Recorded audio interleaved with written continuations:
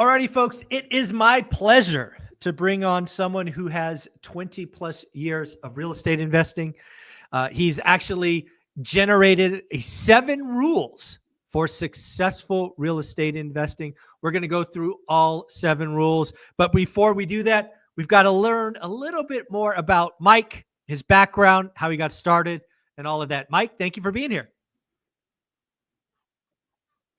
Hey, thanks for having me. It really is a pleasure. I've been following you for so many years, read the book and I watched the YouTube videos. So thank you for having me. Looking forward to sharing my story and hopefully helping out some folks with all the mistakes. And there are plenty that I've made. So yeah, I started in radio broadcasting in the 90s and I worked for Les Smith, who started Ticketmasters, and I was a music DJ for a long time.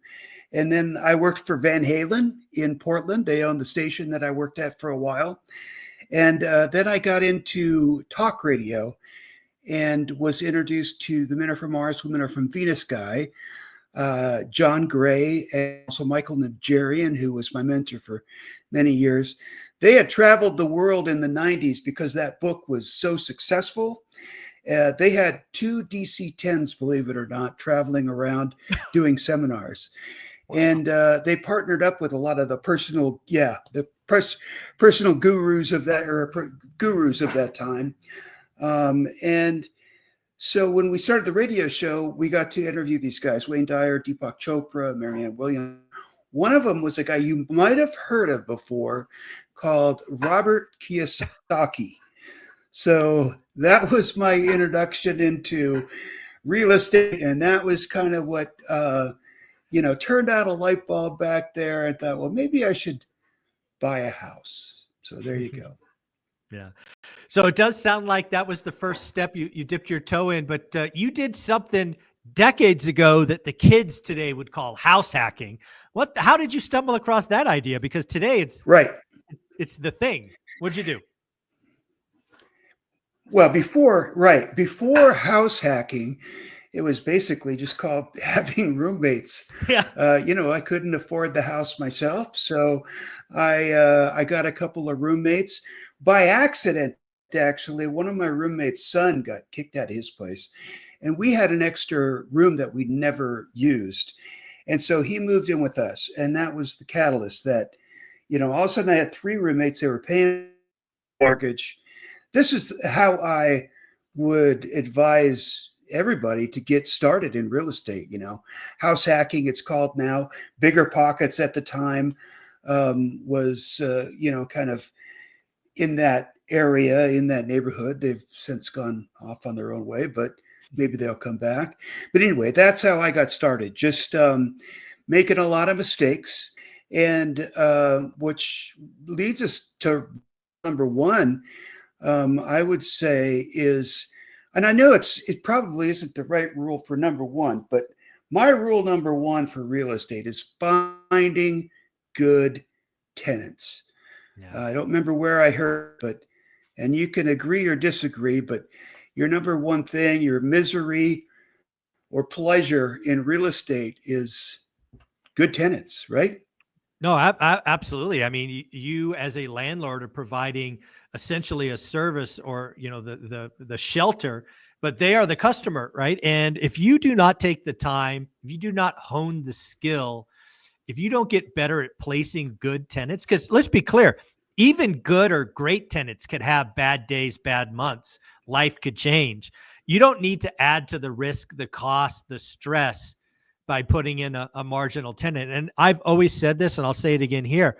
I will keep a unit vacant before I take a marginal tenant. Absolutely. Love that.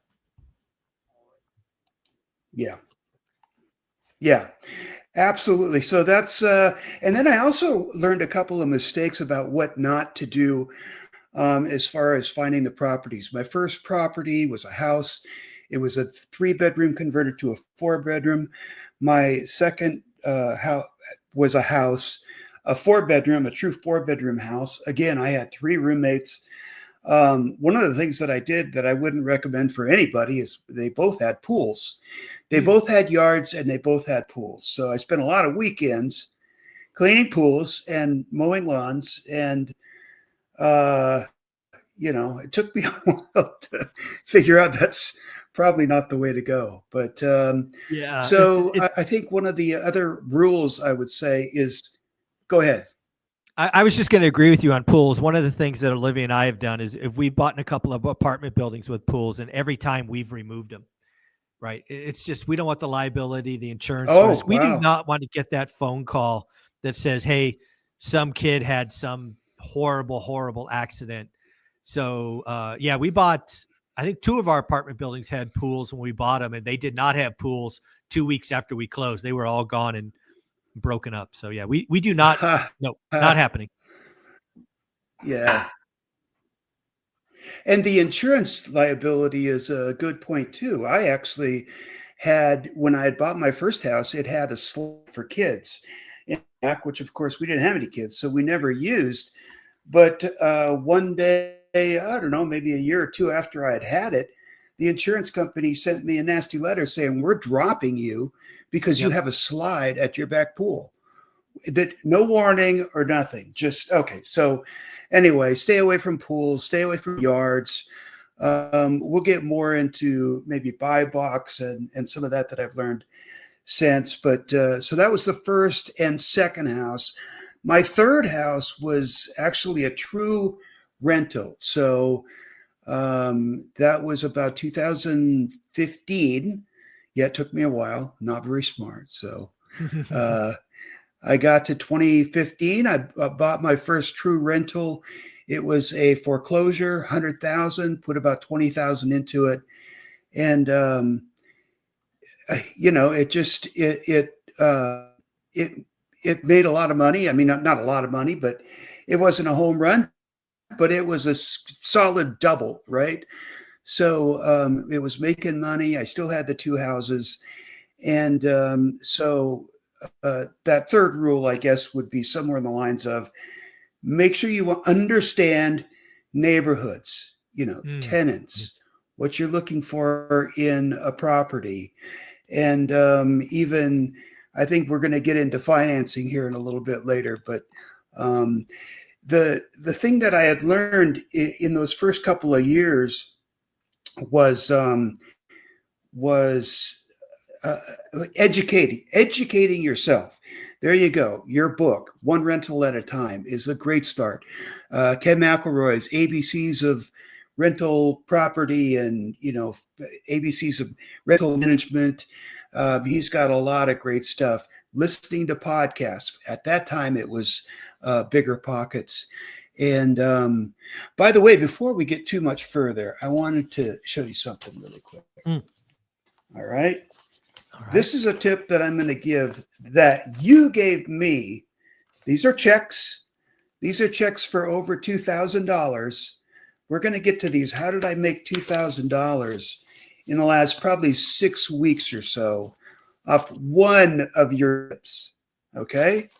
So we'll cover that. I like it. So I guess as I was saying, is after my third property, a real true rental, at some point a light went off that my first properties were the houses with the multiple roommates, right? And so what I figured out was, look, it's almost like having a fourplex. I had four people, including myself, when I'm living there. Why don't I just buy a fourplex?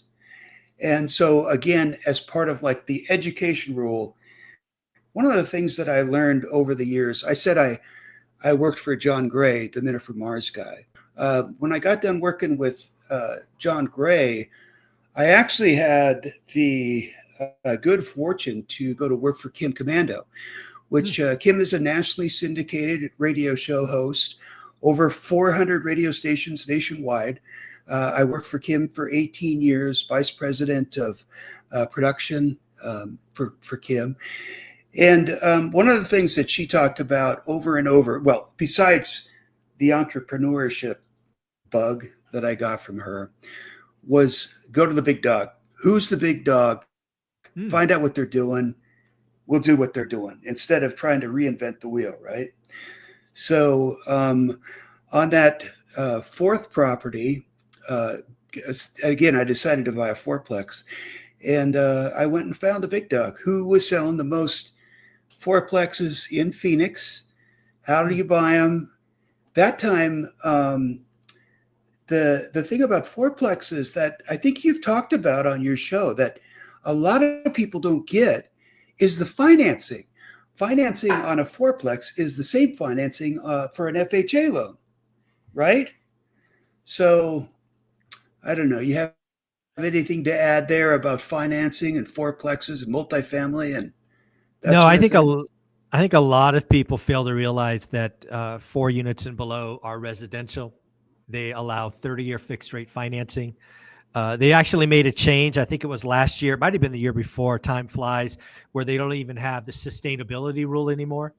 Right? Sustainability rule basically said at the time, would the unit survive without you there? That's now gone. So you can get into fourplexes in most of the country with 5% down FHA financing.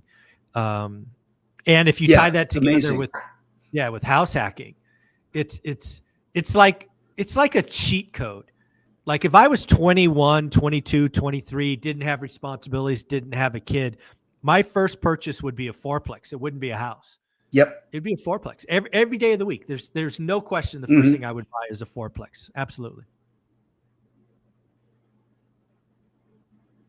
Well, I know that you've been looking in Vegas, and speaking about buying, you had this buying Vegas thing, and I was kind of wondering if you could give us an update on where that's gone and are you still looking for a property in Vegas? Yeah. So buying Vegas was a mission that I wanted to basically highlight for folks. Hey, how does this one rental at a time guy go about establishing a new buy box from scratch? I dumped 10 grand into the first 6 episodes, basically laying the land and all of that. And we were getting ready to, or we are. So the step B to buying Vegas was go see properties, go look through them, kick rocks, write offers, all of those things. But what transpired the 3 weeks that I tried to make that happen is it's basically because I don't have any employees.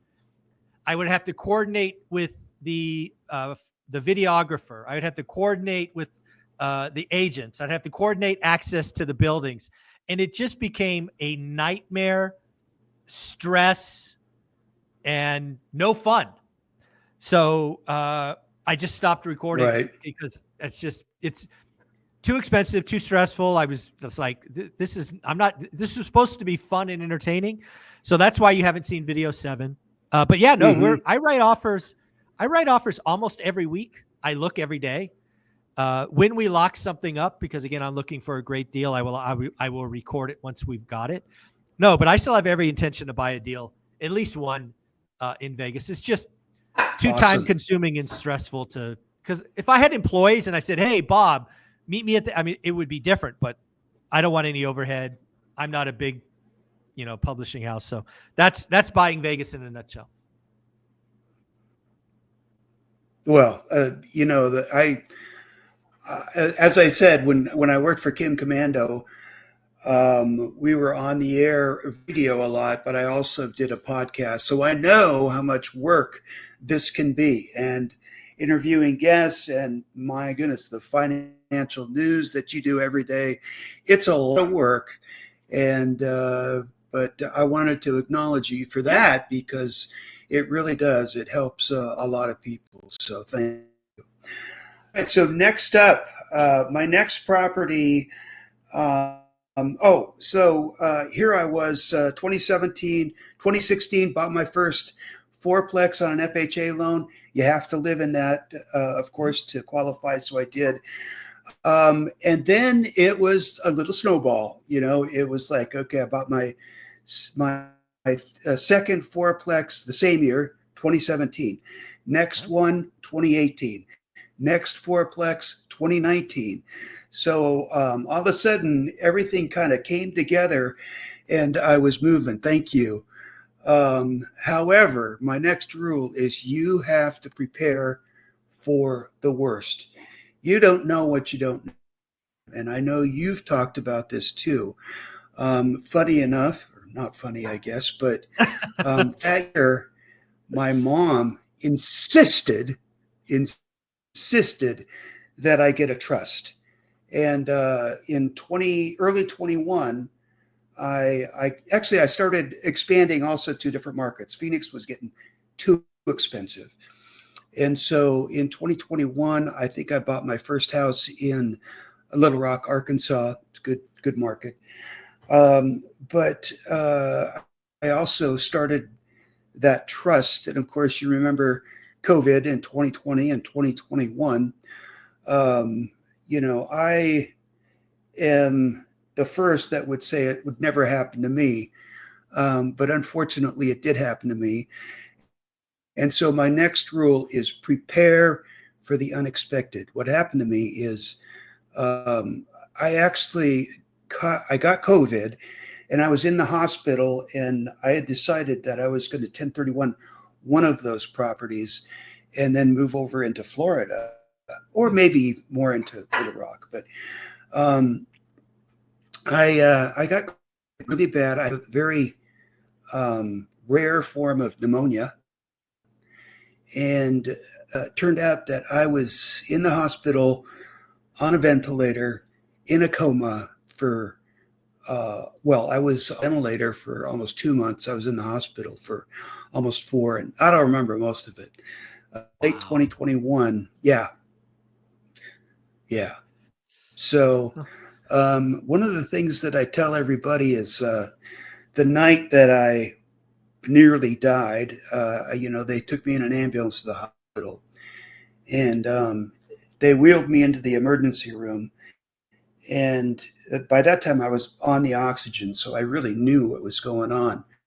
And they said, okay, we need to put you on a ventilator, which at that time, as you know, was kind of the beginning of the end, and almost a death sentence, I thought.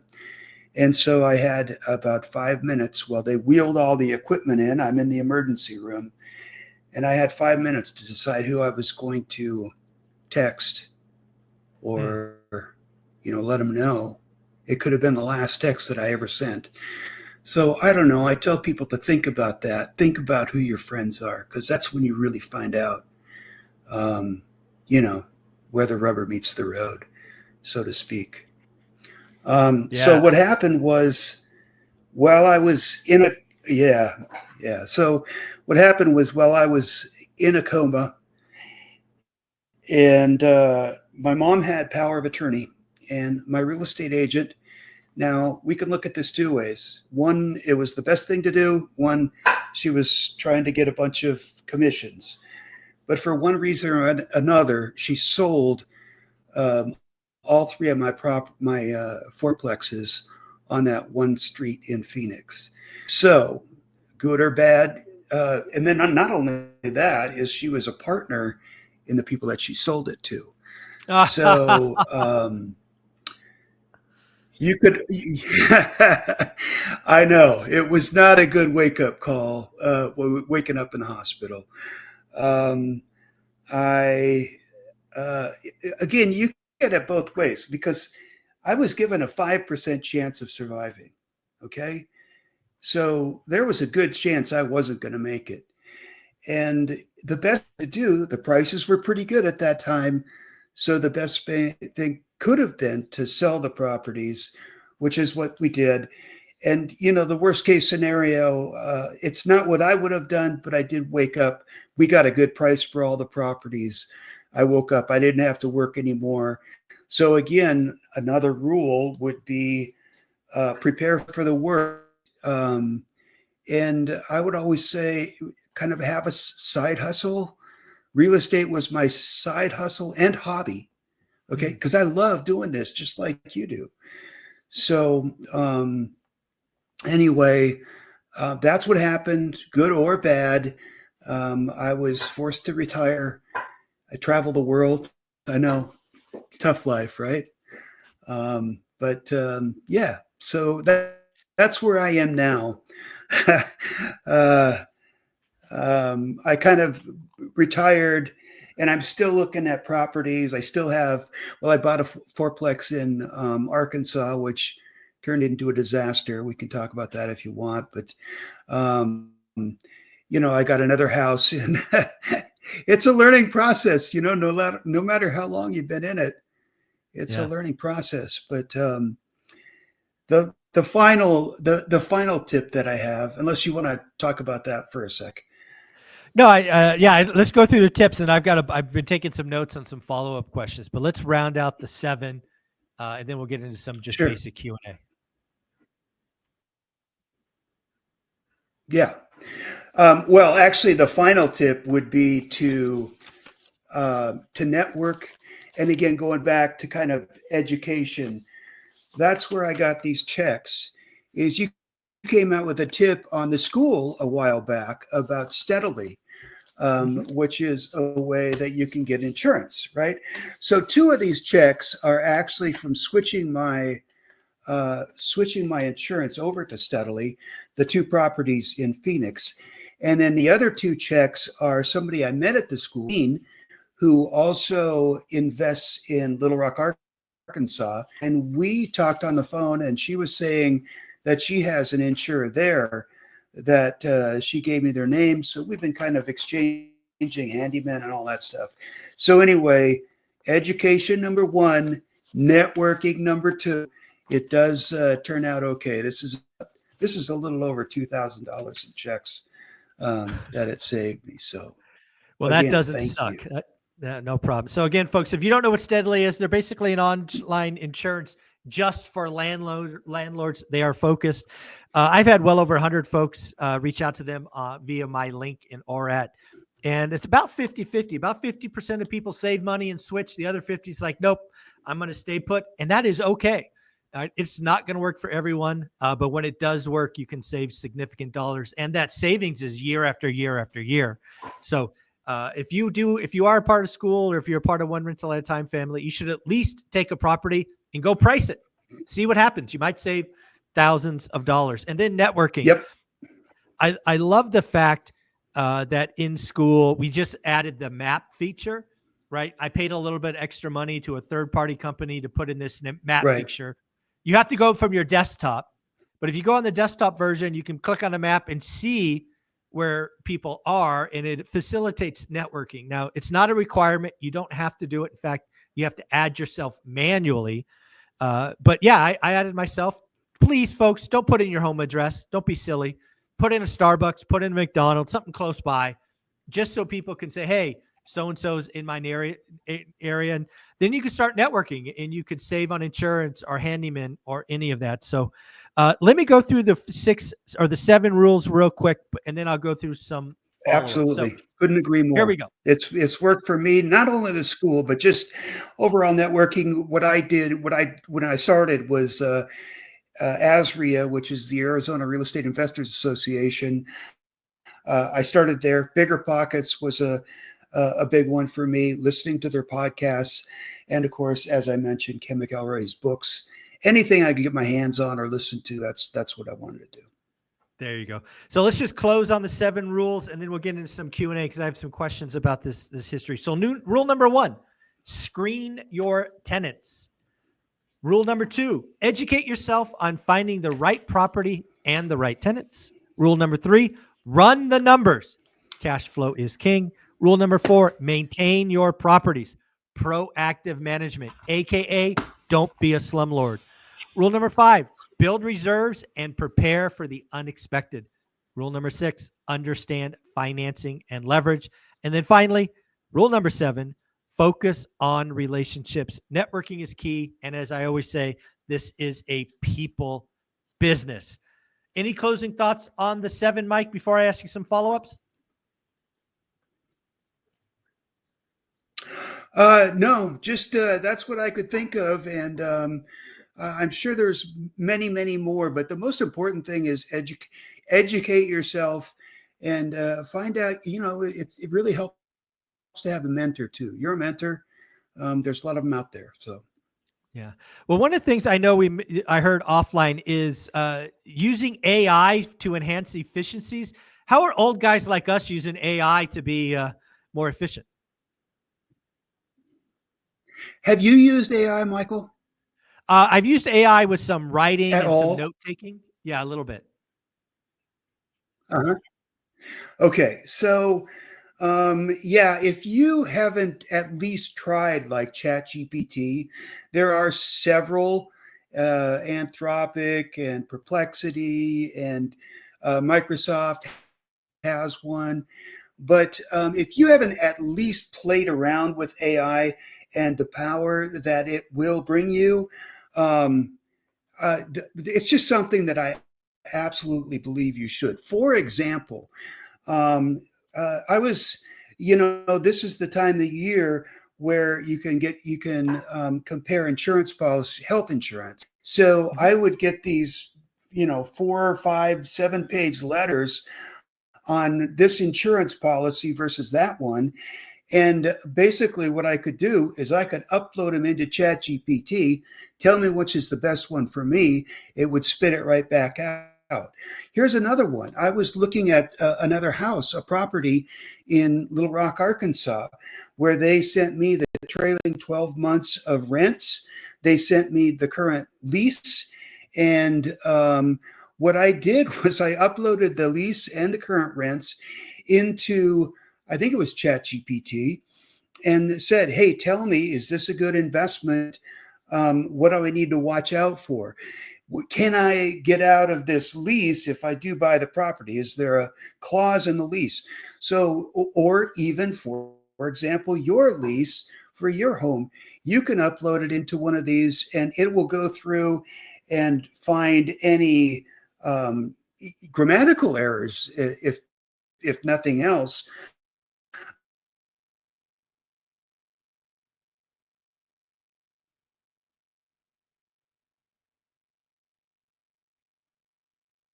Looks like we may have had a little hiccup with the internet. Let's see if we get Mike back. Again, using AI today is a value add. See if we get Mike back here. I wanted to ask Mike about that Arkansas. Oh, there he is. Mike, you there? Okay. There you Yes. go. Yes, sir. All right. So I love all of that. I do have like 2 or 3 follow-up questions that I noted down. I want to hear about. Number one is that Arkansas disaster fourplex. Let's just kind of break down, why was it a disaster? What were the lessons learned? Let's start with that one. Okay, a good one. Number one lesson learned from that one is just because you have a great real estate agent doesn't mean they're a great real estate agent for investors. Make sure that they understand what you're looking for in an investment. Also, it doesn't mean that they're great property managers if they're a great real estate agent or a great investor real estate agent. They might not be a great property manager. So, what we had, it was an up and coming area. And I'll be straight up front with you. We had a lot of drugs in the place, and we just couldn't get rid of them. We'd kick somebody out. We'd think we'd have another good tenant. All of a sudden, they were either doing drugs or stealing something.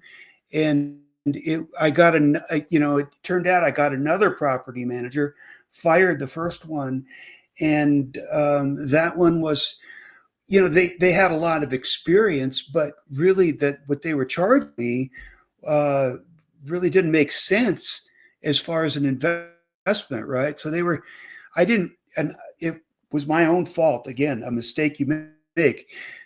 In the agreement with that second property manager, I didn't read it completely. And they were charging me the first month's rent to place a tenant, not only the 10% per month, but also the first month's rent to place the tenant. So it's like, well, wait a minute. I could, it takes Hmm. me a year to break even on a tenant. So Yeah. go Yeah, ahead. not good. Let's do number 2 of my 3 follow-up questions. You mentioned pre-roll that there's a couple of applications that you like to use. Why don't we just name drop them? Who are they and what they do, and why some people should check them out? Well, again, going back to one of the lessons that I learned when I got really sick is what a hassle for my mom and my family to figure out who was paying what rent, where it came from, how they paid, what they paid. And so what I did is I started using Rent Ready, which is an online platform. There's many, many different ones that you can look into. Rent Ready for me is easy because you can also do background checks, and it's automated. I tell my tenants, this is what I use. That's it. You don't have any other, because if you allow them to use Zelle and PayPal and Rent Ready and something else, well, then you just got another hassle on your hands. So I tell them Rent Ready is the one that I use. There's another one that when I bought my first fourplex, I really had a problem understanding QuickBooks as far as keeping the books. And I tried. They had templates for real estate people, and I just didn't get it. You have an accounting mind. You're an accountant. I don't. And so I couldn't get QuickBooks. But there's another free one called Azibo, Azibo, Azibo, and it connects with your bank account, and then you reconcile all the records every month or whenever you get around to it. Takes them right out of your bank account, and you can assign rent to a property. And for me, it's very, very simple, very, very basic. At the end of the year, you just run a spreadsheet and you're done. Yeah, love that. Taxes. Third and final follow-up. Obviously, I'm a huge believer in what Steadily brings to the mom and pop landlords. Again, it doesn't work for everyone, but when it does work, they save some money. I just want you to highlight, since you've been through the process. So you hear about Steadily, you give them a shot. Talk about the process from getting the quote to closing. Just paint the vision for folks. Is it easy? Is it streamlined? How were they to deal with? Absolutely, very easy to deal with. Again, using AI, I took their PDF document on what they could cover me for, and the PDF document of the policy that I had, uploaded them both for all the properties and said, compare the properties, give me the best deal. And it turned out that my two properties in Phoenix, they gave me a great price on, saved me a bunch of money. And then the two properties in Little Rock, they couldn't compete with the insurance person that the school lady gave me. So I got those other policies from a different local provider in Little Rock. So, but yeah, very, very easy. The guy was in Phoenix, of all places. He actually was calling me from about 2 or 3 miles from where my fourplex is. So, but yeah, really and that's great company. That's about the average I see. Actually, I didn't know that going into this, but it's about 50-50. Steadily will be cheaper for some and not for others. So it's funny. They were cheaper in Phoenix, not in Arkansas. I have no idea how insurance works. I just know, according to Lance Lambert from Resi Club, I think it was 38% of folks said that insurance was the biggest increase or biggest expense in 2024. So if you have policies, you'd be a fool not to at least get a quote. I'll put the link below so they track it and figure out how ORAD is helping them. Mike, give us your closing thoughts, and where can people follow your story if they want to reach out? Well, first off, again, thank you for all your leadership and your mentorship and the tips. 2 more tips that I forgot to recognize. One was on, I think it was like a January beginning of the year tip, was you said that why not take like 2% of your investments and put it in crypto, right? Bitcoin, which made a lot of sense to me. So I actually did that. I put some in Dogecoin, which has been going bananas, and of course Bitcoin, which has been going really well as well. But also that whole thank you, the idea of a buy box. You've got to have a buy box. You've got to look every day. So thank you for that. As far as following me, I'm not really a social media guy. I guess I have a Facebook page. It's probably James, but I don't really That's okay. But Mike, I you're a don't part of really school. you know People can what? reach out to School you would in be the school. best place. Yeah, yeah. And Mike, are we going to see you in Yeah, Vegas? exactly. Yeah. I would love to come. I am trying to figure out a way to get there as far as the schedule. But yes, I believe I can make it. Nice, nice. Well, make sure you say hi, get some pictures. I appreciate you. Okay, thank you. Have a good day. Bye. All right. I hope I didn't